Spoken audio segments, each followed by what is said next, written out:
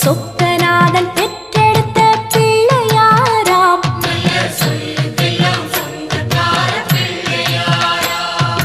கைலாய மலைய விட்டு தெற்கே வந்தாராம். இந்த பிள்ளையாரு பட்டி கண்டு இருந்து விட்டாராம்.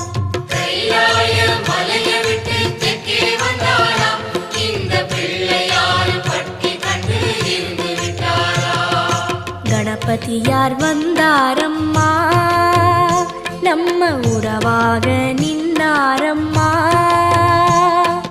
கணபதியார் வந்தாரம்மா, நம்ம உறவாக நின்னாரம்மா. சொக்கநாதன்